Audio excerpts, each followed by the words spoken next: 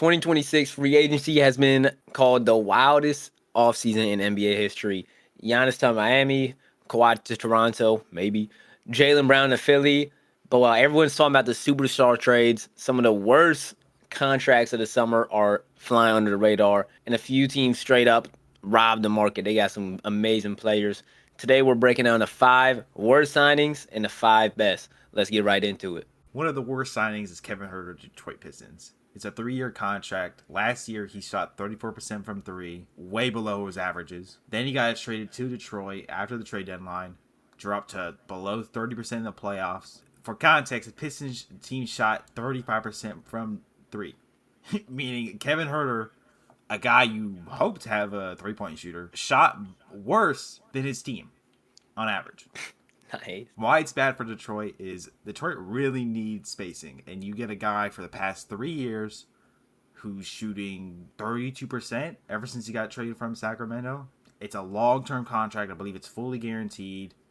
And this year, you really need to maximize those signings. I mean, next couple years are going to hopefully re-sign Jalen Duren and then re-sign Asar Thompson. You need these role players to be very good. And if you get a bad three-point shooter, a multi-year, fully guaranteed contract, this can turn awful in the next couple years. Yeah, nah, I ain't gonna lie. In my opinion, this dude Kevin Huerter, he hasn't been good since the Kings. I'm gonna keep it a beam with you. He ain't been doing nothing. Another terrible offseason signing. Quentin Post to the Memphis Grizzlies, 3 years, $30 million, $10 million a year. Offer Golden State could have matched. They chose not to because that shit was a huge overpay. He was averaging 7 points, 4 rebounds, 1 assist in 17 minutes with the Warriors last season. I mean, he's cool. But he shows no effort on the court. He can't defend. He can't defend the paint, the perimeter. He can't play any defense. He's a type of player who, stand in the corner, shoot threes. He doesn't even try to get rebounds. Not a consistent shooter, though. Yeah, not even a consistent shooter. He's shooting 33.6% from 3. And people, like they said, you see a 7-footer or a big guy who can shoot, and you're like, oh, he must be amazing. He's trash. He can't rebound. He can't defend. All he can do is really shoot threes. He can't score in the paint. This is a massive overpay by the Grizzlies. I don't really know why they gave him this offer. God bless that Golden State didn't match it. But I'm like, yeah, this is terrible. A great signing is John Collins to the Detroit Pistons, a 3-year, $51 million. Last year, he averaged 13.5 points, 5 rebounds, and assists on 52% from the field. And he played every single game with the Clippers. And John Collins, I look at John Collins, I think, disrespectful. I look at him as a watered-down Blake Griffin when he played for Detroit. Yeah, okay, bro. If you look at you could have just said light edition, watered down. I mean, he's not as good as Blake Griffin was. I mean, Blake Griffin was pretty decent. But if you look at John Collins, catches lobs. He's actually a great three-point shooter. Changed after Atlanta ditched him and traded him for Rudy Gay, I believe he got traded for. Ever since then, he's been a good three-point shooter. Especially a team where you have potentially Jalen Duren, who is not a good three-point shooter. He's not a three-point shooter. And Asar Thompson, who's both not three-point shooters. You get a power forward who is an amazing three-point shooter. That's great. You catch lobs from Cade Cunningham. Fucking highlight play almost every other game. But not a bad signing. Great team-friendly deal. Not overpaid at all. Another amazing free agent signing. We got Rui Hachimura to the Los Angeles Clippers. 2 years, $28 million contract. Basically, the Clippers a full mid-level exception. He showed us what he was in LA already on the Lakers.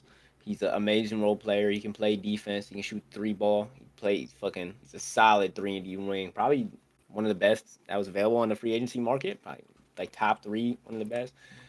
Yeah. But he was averaging 11.5 points, 3 rebounds, 51% from the field. That's fucking efficient as fuck. And 44% from 3 in the regular season.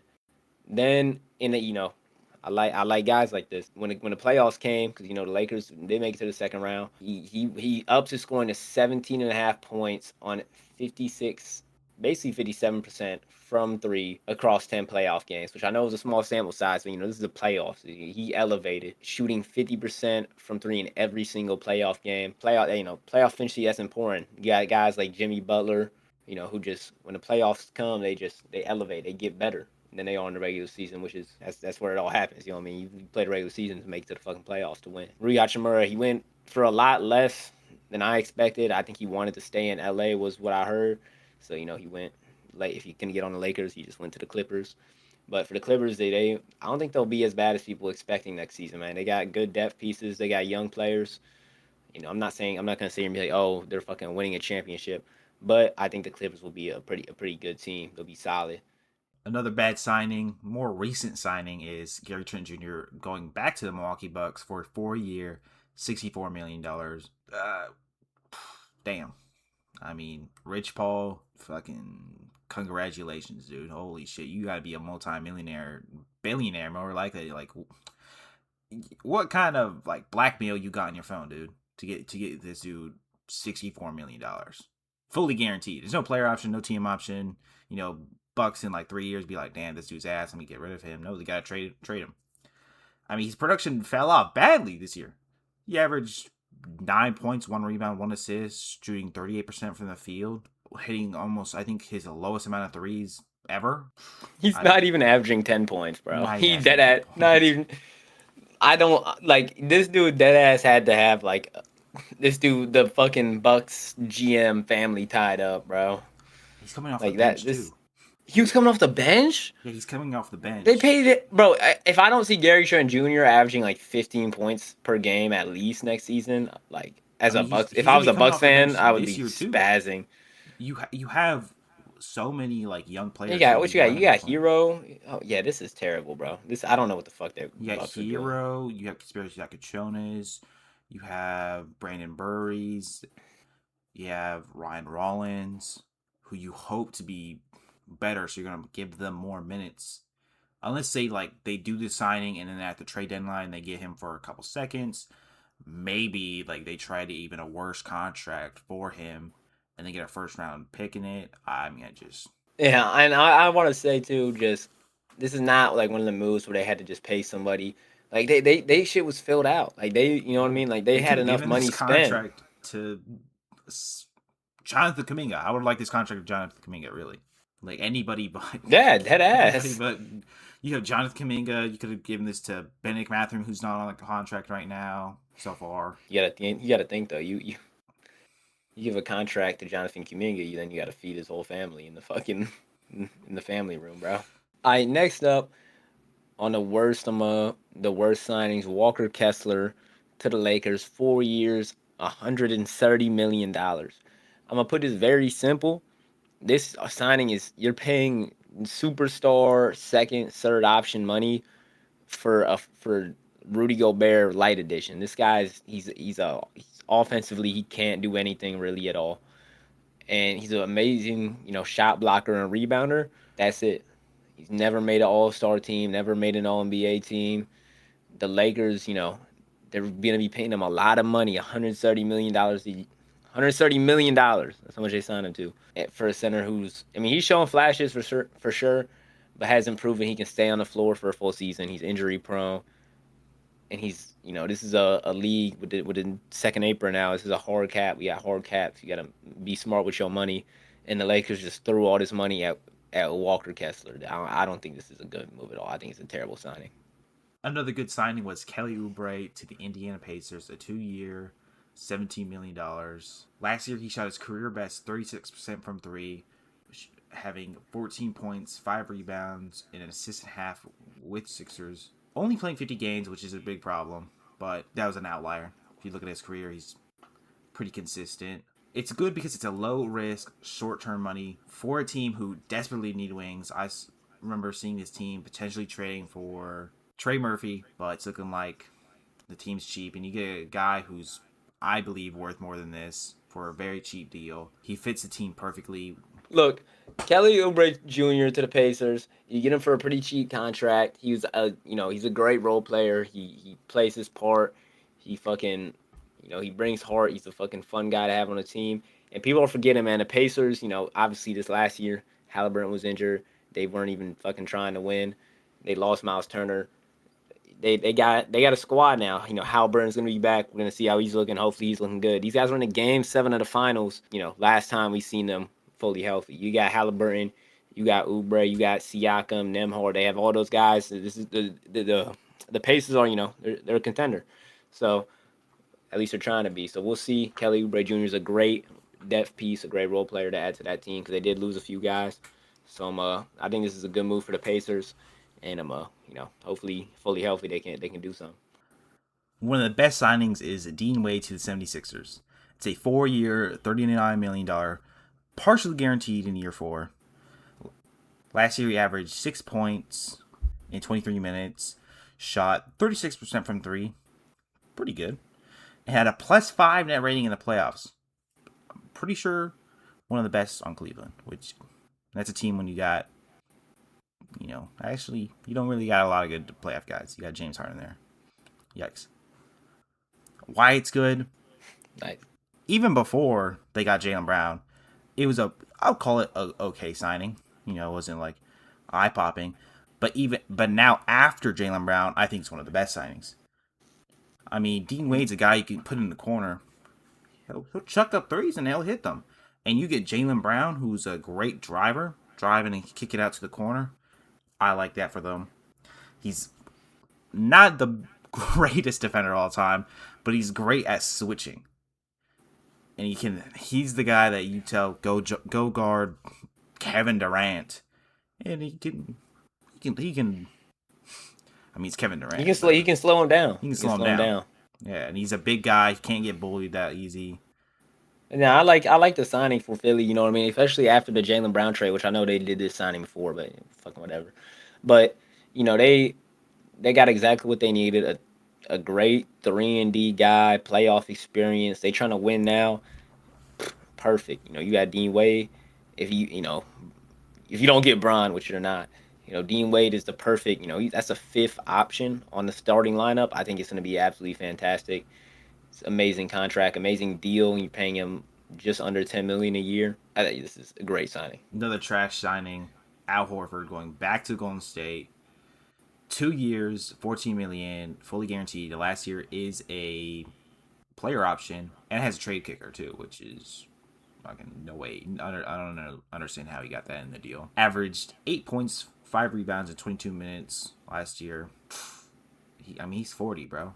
Yeah, he's not like LeBron 40. He's 40 years old and he's on the court. You can tell he's 40. He gets gassed very early. And he was injured last season for a lot of the season. He was injured. He was injured, and then they just didn't play him. And then play him. And I mean, like I said, I think he's, maybe a third string type guy. But if you want this guy to be your number two center on the team, I'm not hating on Al Horford. I think Al Horford, was fucking awesome. But he's 40, yo. He's not that guy anymore. He's old. He can't defend like he used to.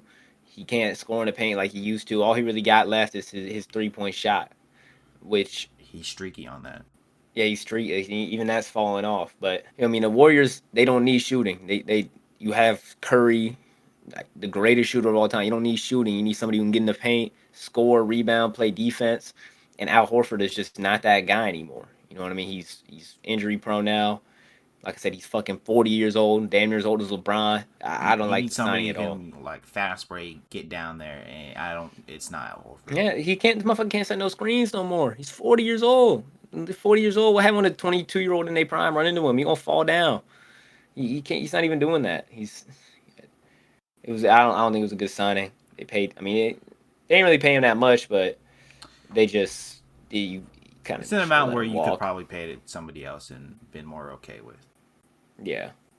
Another top 5 move in the NBA, free agent signing, Anthony Simons to the Philadelphia 76ers for 2 years, $12.3 million. First of all, I just want to say Sixers having a fantastic offseason this year. They're going to be nice. But you get Anthony Simons for $12.3 million in 2025-2026 last season. He was averaging 14.3 points, 2.5 rebounds, and 2.5 assists in 55 games, playing 25 minutes for games. in between Boston and Chicago. Both he played on both teams last season. He's shooting 38% from three. This is exactly the type of player who's gonna thrive coming off the bench because he's 100% gonna be coming off the bench in Philly. He's probably maybe gonna be fuck. What is he? Sixth man? Maybe even a seventh man? Sixth or Like seventh man, depending on yes. how they look at No, Curry. no. But you know, Anthony Simons, in my opinion, Anthony Simons has always been better than Quentin Grimes. And obviously Philly lost Quentin Grimes to the Lakers, and you bring in Anthony Simons for way cheaper than what Quentin Grimes was going for because he went for 4 years, 60 million. And Simon brings basically the same type of energy off the bench, but I honestly think he's better. I think he's better than Quentin Grimes. He's been basically been a starter most of his career, I think, except for when he was in Boston. Now Boston I used a think starter he's starting in Boston. some games. Yeah, some games, but most of his career was spent in Portland, and he was starting over there. And Cam coming off the bench in Philly, they're trying to win now. They're super deep. I think Anthony Simons is an amazing depth piece off the bench, and I think honestly, depending on how much they play him and how he performs, I think he could be a six man of the year candidate. We got one bonus move for you. The Golden State Warriors re-signed Charles Basketball Bassey back on a 1 year deal, $2.8 million. Charles Bassey is a guy who was on their G League team basically all of last season. Got called up at the end of the season. Proved he showed out. He played better than Quentin Post did in his entire fucking Warriors season. Averaged 10.7 rebounds and a block and a half on 67% shooting in 20 minutes per game, leading the Warriors in rebounds per 36 minutes and field goal percentage among every single player on the floor. Golden State needed somebody to replace Quentin Post. And what I don't even think they were re-signing Quentin Post. They were signing Bassey had taken Quentin Post's spot already.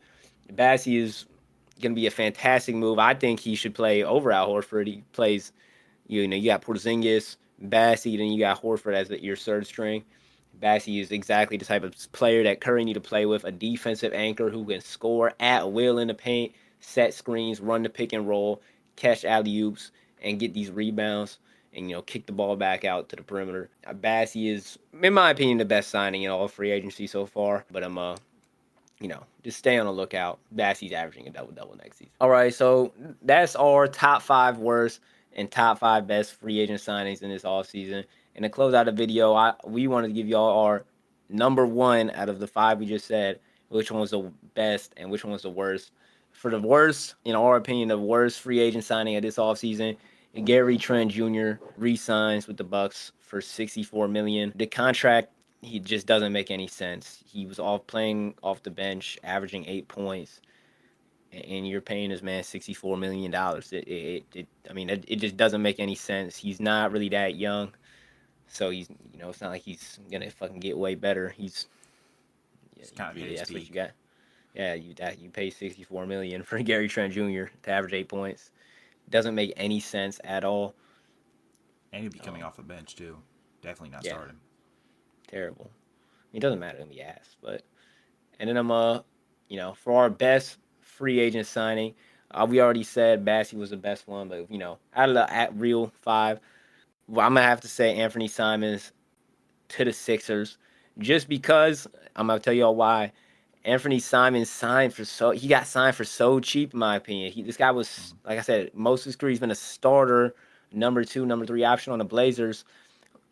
For him to be a 7th man now off the bench, he's gonna play so well. He's gonna destroy off the bench, playing against these bench guys for only $6 million a year to bring you 16 points a game. I think he's gonna up his scoring.